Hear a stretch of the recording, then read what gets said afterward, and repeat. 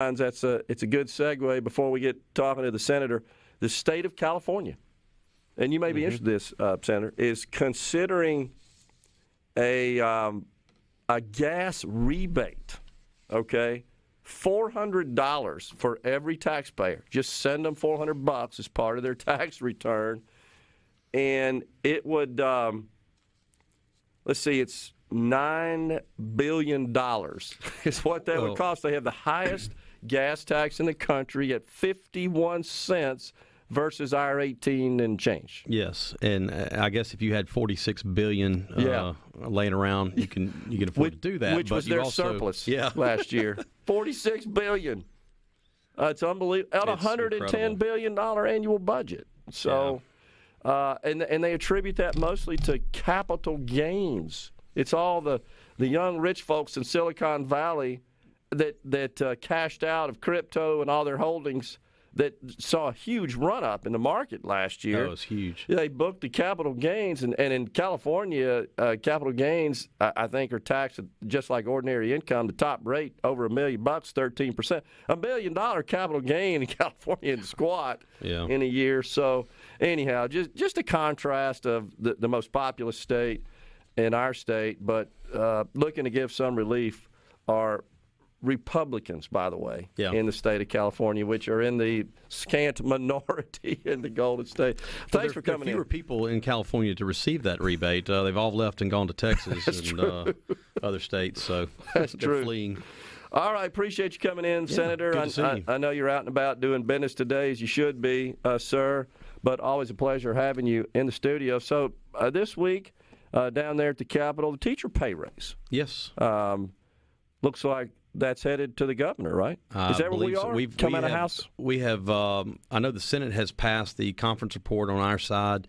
I'm not sure if the House has taken it up yet, but we passed the conference report giving a $245 million pay raise to teachers. Yeah. So it is, from our side, it's over and done with. I don't know if the House has taken it up yet or not. Yeah. I think that but once they take it up and passes it, it'll go to the governor. I think as of yesterday, they had not. But I saw some indications from House member that seems to be set to go. I think the governor will sign off on that. I believe he will. I shared yesterday on the air when I interviewed him at the Neshoba County Fair. Mm-hmm. I asked him what his legislative priorities were. He said that was his top one, was to get a teacher pay raise done. So. Well, we did it. We came through. I think both sides worked really hard up until the very end and got a really good bill out. I know Chairman DeBar has been feverishly working on this the whole session, even this past year, summer, going around the state, talking to teachers and talking to administrators and trying to find out what kind of plan. There were some subtle nuance differences in the plans, and I think what came out of the end product is going to be a great deal. Starting pay for teachers is going to be up, and that's a good thing. About $4,000. $4,000, it's a pretty good jump. So it puts us on par with our neighboring states. Well, once you bring it up, everybody, it's an arms race. It's going to continue to go. But we got our teachers starting out at a really good rate, and there's incremental bumps down the road, which you want to incentivize them to stay in teaching, and that's what hopefully his plan will do, is to incentivize teachers to not become teachers for a short period of time and get out, but to continue doing that work. And they do a good job, and we want to pay them. Sure. To those who have suggested, and those, I mean citizens, would like to see some sort of performance-based pay for teachers, and I know that's been kicked around a bit. You have any thoughts on that? Is there any appetite for that at the legislature? It would be a complex undertaking. It would be a very complex undertaking. It would take a lot of input from a lot of different people, and what would be the criteria. And it as with any issue, when you're dealing with pay structure or how you're budgeting, I mean, it's all the devil's in the details. Sure. And I think whatever makes you want to incentivize leadership and have accountability. And teachers, there are excellent teachers out there. We want to reward them. Yeah. We want them to be rewarded for their excellent work. And I think that, something that obviously there'll be a lot of input needed to really come up with a craft a proposal to do that. But I think what we've done this past session is really set a mark out there that we've raised teacher pay. It's been a priority. We've done other pay raises, incremental pay raises along the way, and this one is a really a substantial pay raise for them. Is there been any talk? I get this question a fair amount. Is there any talk or discussion about a possible pay increase for the other state employees? And how many do we have now? Because we've reduced that quite a bit. We've reduced it quite a bit. I do know that we are adopting with our personnel board, we're adopting a SEC squared. It's kind of a different pay structure for our state employees, and it tries to get everybody up to a certain level. And there is an amount of money. I believe the appropriations chairman is Senator Hobson's working on that, and I think they've allocated back in the fall. We added $20-something million, I think, to it, and there may be a little bit more added to it to make that alignment stick and bring our employees up.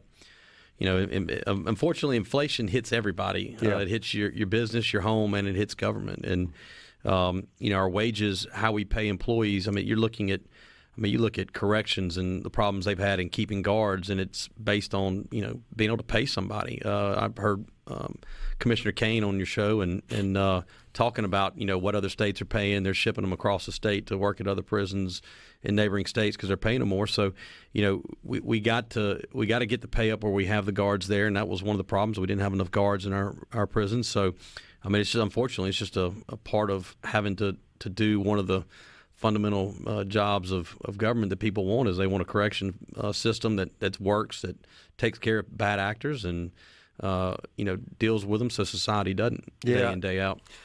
And there's a fine line, this from private sector, between trying to keep a lid on expenses, but making sure that you're paying enough to get the right quality people. Absolutely. And that's a big thing in the custody officer world in our prisons as well. Absolutely. And I don't think that I've been to Parchman. I've toured it. I told them that, when I went up there for a tour, I told one of the guards, I said, look, I've had some constituents call me and think that maybe we're putting too much into corrections and it's, too comfortable. I said, will you take me and show me what some of these facilities, like what the living quarters look like, and kind of just let me get a good look.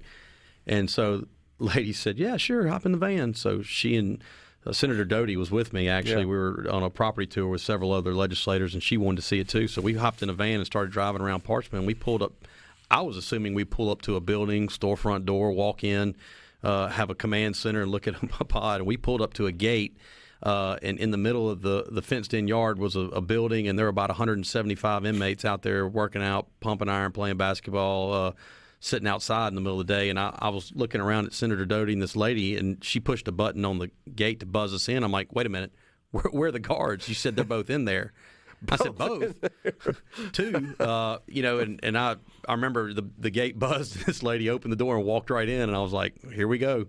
And it was an eye-opening experience. It was not a pleasant place to reside, and I don't think that anybody would want to go to Parchman to I just can't imagine where that's a better opportunity than what's on the outside. And so,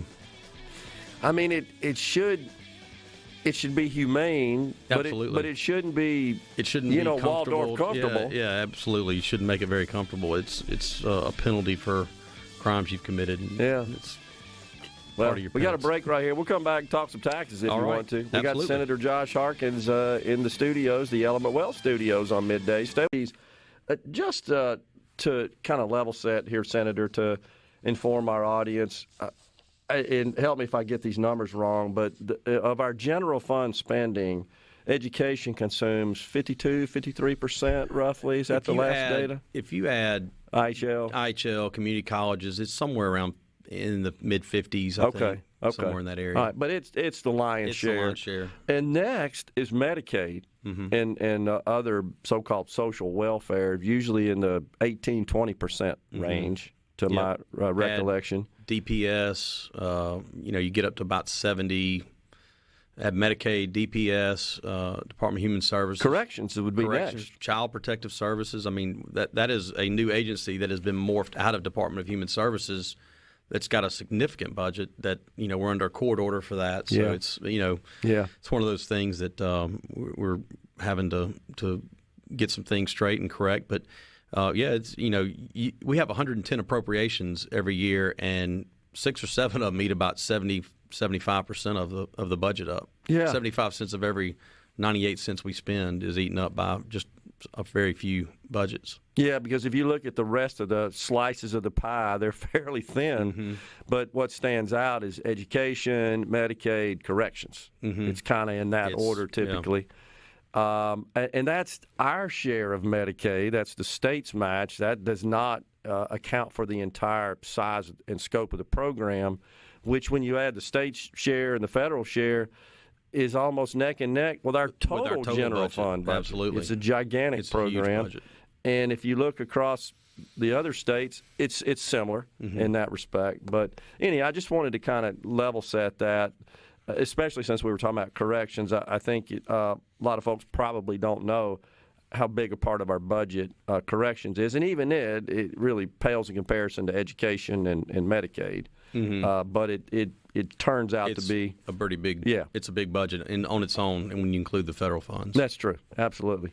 All right. So, of course, the other thing we should mention is that the medical marijuana bill. We haven't talked a lot about that lately, but that got done early on in the session, and that I think we came into the session with that being the top item of focus from a legislative perspective. Yeah, just I think all the work that went on in the off season really kind of set the tone that they have both chairmen on both sides have been working on that pretty extensively.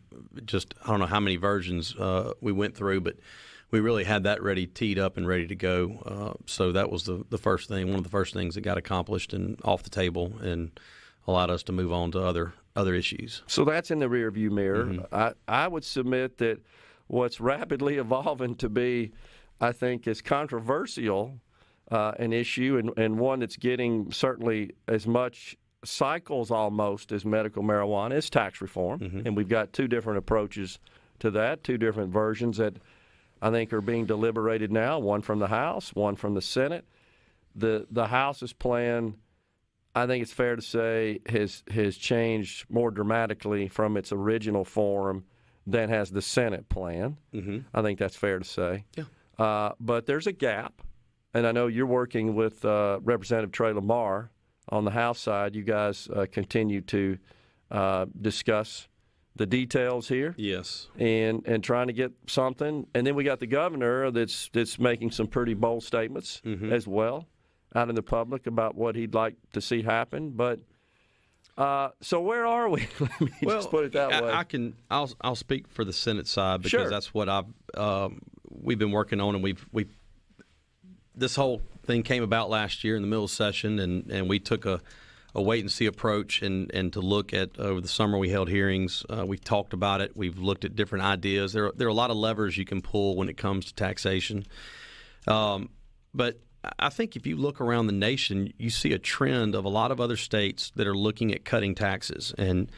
Gerard, I'll go through real quick. The state of Arkansas, our neighbor, has a 5.9% tax, top individual income tax rate. They cut it by 40 basis points, and then they have a plan to proceed to cut it down to 4.9 by 2025.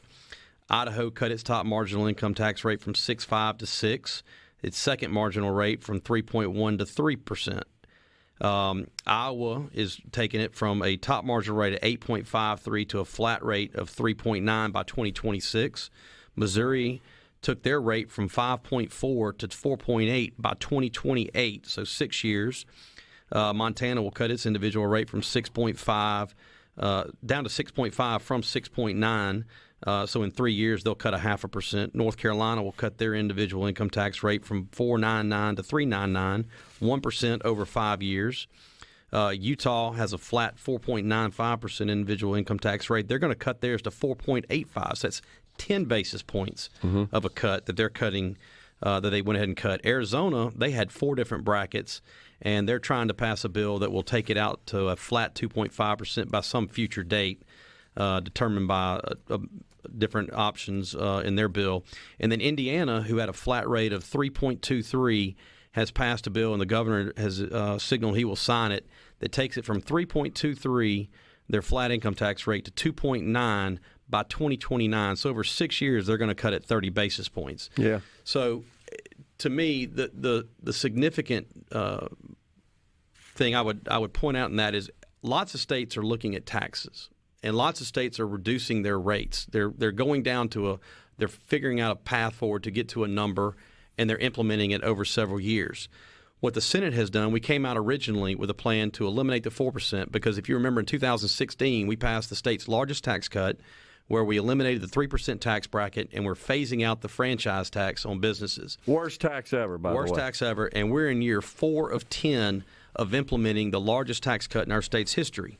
So keep in mind, whatever we're doing forward, we're also still implementing the largest tax cut in our state's history.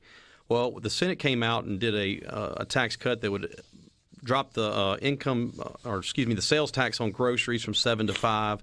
We had a tag portion that we got rid of state fees on tags, which got us out of the tag business, where it's pretty much your locals that are charging that.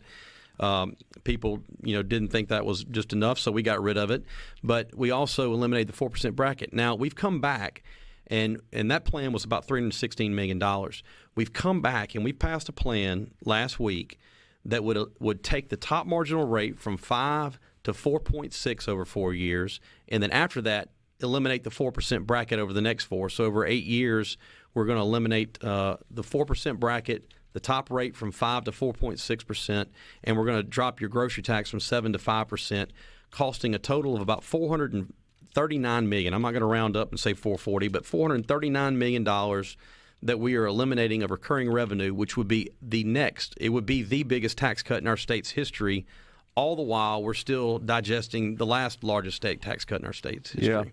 And so it's an aggressive plan in the sense that it is bringing down our top rate. It's bringing up the exemption, if you will, by eliminating the 4% bracket, and it's putting more money in people's pockets to the tune of about $439 million, and it's providing some inflationary relief at the grocery store. And inflation has hit everybody. I mean, just look at where we were in January when we started the session and where we are today. In the last month, the world has literally turned upside down.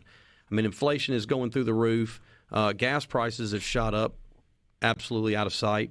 And so, we're trying to provide not only an instant relief of, some relief at the grocery store. We also had a rebate program in there that would give a tax rebate of 5% of your liability that you paid into the state.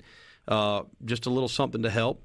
To the tune of $130 million, and there was also some discussion about doing a periodic suspension of the gas tax for 6 months to the tune of about $215 million, where we would use capital expense to pay those monies into MDOT, where MDOT is not harmed. They still have all the revenue that they would have normally had as if it were never suspended. So I'm glad you pointed that out. I wasn't sure. Yeah, it was absolutely. We would use capital expense, make MDOT whole. Okay. They don't lose any money.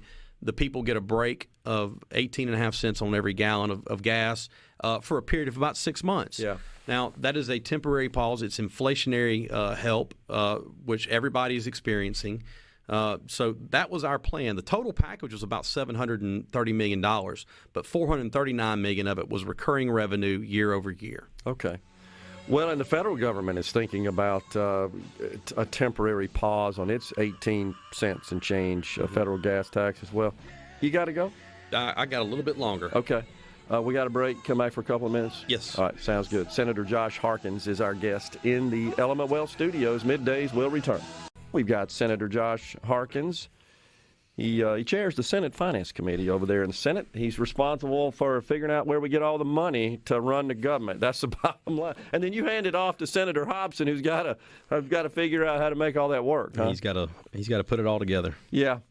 All right. So, do you feel like, just honestly, Senator, that we can bridge the gap between the House and the Senate? You and I were just talking off the air about some other ideas. I mean, this is like a canvas. Yeah. And you're sort of painting a picture here. There are many canvases in the room, and you keep throwing stuff on them and see what looks good to both parties. I mean, that's essentially what happens every year.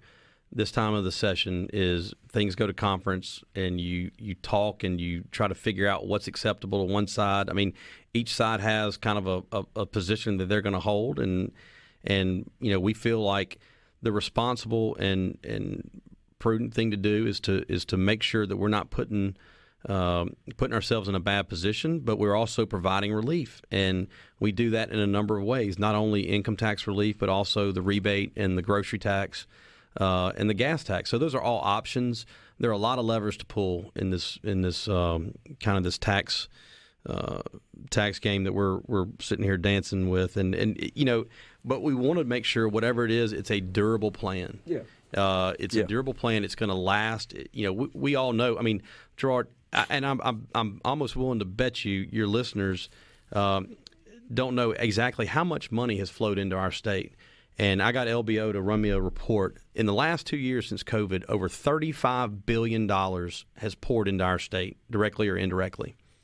$35 billion. And that's above the ordinary $11 billion or so that comes in from the feds for education, Medicaid, all these other federal portions of our budget that we get money from. So $35 billion on top of the normal tranche of money. And we're sitting here thinking that it's not coming again next year or the year after or the year after. And there's a lot of things that we need to do that we can invest in that makes our state attractive, along with reducing taxes, but invest in infrastructure, invest in our education and our workforce training. I mean, able-bodied workers are something that we need to have, and to have training for them to do the specialized manufacturing and all the things that the new jobs of the future are requiring. Those are investments that will pay off, that will pay dividends. And I think that we are trying to balance all of that. It's not just one piece of the puzzle that we're trying to work on. It's several pieces. It's a jigsaw puzzle. And we're trying to be responsible in what we do, where we take some of the money that we have, the excess money we have, when we invest back in our state, invest in roads in our communities, invest in fixing some of our bridges in our local communities that have problems. I mean, there's a ton of needs. I mean, I think I heard Senator Hobson say the other day that he's had over probably $6 billion in requests of things that people need, they're wanting to do. But at some point, you got to say no. You've got to draw a line. And I think that we're doing something that's consistent, not only with what we've done in the past, what other states are doing around us. Every state in this country is flush with cash. And I think what you see predominantly just across the board, the examples I just gave you, is they are lowering the rate to a point, and they come back and they reassess and they see what's going on.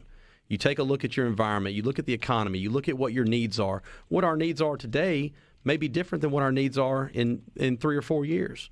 And so, I mean, that's the way we've done. That's the way we've cut taxes the 11 years I've been here. There's probably 40, 50 taxes that we've cut. And we've done it by cutting, coming back, cutting again. We cut in 2016 with the largest tax cut in our history, and we're increasing it with this tax cut proposal. It's even bigger than that one, and we're also doing it in tandem with that one. So it is an aggressive plan. I mean, there's more money that's being left off by that tax cut, about $35 million a year. In tandem with what we've proposed. So we feel like it is an aggressive plan, and it's something that will allow us to come back in a couple of years and reassess and move on. My sense is the House, kind of the bottom line for them, Senator, is that the plan must have a mechanism to ultimately phase out the income tax. Is there something that could be designed, you think, that would get the Senate's support that achieves that, but does it in a methodical and conservative approach, one that's reasonable and one that has some safeguards in it to protect against any sort of budget shortfalls? Well, I think there is a mechanism in place. It's called life. We're going to be here next year. Somebody's going to be here. Somebody's going to be elected to fill the seats in the Senate and seats in the House, and they'll have the opportunity to come here and look at it and do it every year. Yep. I don't ever say no to anything. I think you always try to find the best deal that you can get, and you work, which we've done and we'll continue to do. We'll be here next week, Monday starting, and I've met with Chairman Lamar twice this week, and I know we will meet again next week, and we'll talk and discuss. But I think there's two different philosophies on how you get there. But we're talking about cutting taxes again, the largest tax cut in our state's history, and some would argue it's not enough. And I think that we are, we need to really reassess what our priorities are, and make sure that we know that we want to provide relief for our citizens. We want to invest in the things that our citizens expect in our infrastructure, in job training to help our businesses grow and prosper. I mean, that's part of what our existing businesses need. Is they need to expand. They need bodies. They need people that are trained. They need people that can get in and go to work. And I mean, our labor participation rate went down this past month. I saw That's another problem. I mean, when 54% of the people are working in our state and they're able-bodied people that are not, that's a problem. And so we have to do more to train to get people where they are employable and they can get a job and earn a living wage and support themselves. And the best remedy to a lot of economic issues is a job. When everybody's gainfully employed and working, it lifts all boats. And I think that's what we're trying to balance. Is there's a lot of different things that we can prioritize and we can do, and it includes cutting taxes. It includes investment in our infrastructure and our education and our job training. It's trying to make Mississippi a really good place for businesses to want to locate, for our quality of life, our low cost of living, all the things that we've been talking about. And I think we've done that with our proposal. Well, I'm just trying to come up with some way to reach a consensus and get something done. I still believe they're pretty dug in on the concept of full elimination of the income tax. Well, and even though, let's be honest, because I don't think a lot of people know, it's over a very long period of time, assuming revenue targets are met. I mean, you're not guaranteed to cut it. I mean, your economy may be such that you don't make any more cuts for a long period of time, and who knows? Yeah. But what I do know is our plan does not have a trigger. Yeah. It does not have an increase in any taxes, and it spells out what exactly we're doing. I think it allows us to come back and reassess and see where we want to target. I mean, we're not doing anything to the corporate income tax rate. Do we? There's a lot of things to look at. Yeah. And so I think what we have proposed has been a very good offer. We've been working on this. We're trying to balance a lot of things, and I think that we have put something forward that is responsible. And look, there's other things. I mean, the ARPA funds that have come down from Congress to do water sewer projects. I mean, 82 counties in our state and hundreds of cities have projects that would greatly improve the ability for economic development and activity. And we've passed our bills. We passed the House bills back to them. We're ready to get that sent on to the governor so those funds can begin working. You hold those any longer, your $1.8 billion is worth about 7-8% less next year. Yeah. And you lose value, you lose purchasing power, and there's really no sense in holding on to those funds when there's a lot of projects that are out there that are ready to go. It's a present value versus future value of revenue exercise, and Senator Sparks talked about that as well yesterday. So the Speaker has signaled, and I believe Chairman Lamar has as well, that there might be some hesitation to move forward with the ARPA appropriation, right? Well, if we don't get tax reform done. Is that the message you've heard? That's the message I've heard, but okay. I would certainly not want to be on record of holding back $1.8 billion for our communities, our counties, and our cities to do projects that where water is an issue and sewer needs, and develop expansion of property that we can go and do economic development on. I think that would be a loss for our state. We got about a minute left. Have you talked to the governor about any of this personally? I visited with him a week or so ago, and we'll continue to be here. I know he's out of town right now, but we will. I'm up the Capitol 5 days a week, and we'll be up there next weekend too. I'd just love to see him call you and the Lieutenant Governor and the Speaker of the House and Chairman Lamar and say, let's go get in a room and get this done, and don't come out till we got something. Yep. Okay. I said it. I don't mind saying it. Well, I appreciate you coming in, Senator, as always. Thank you for having me, Gerard. I appreciate it. Thank you, sir. Middays will come right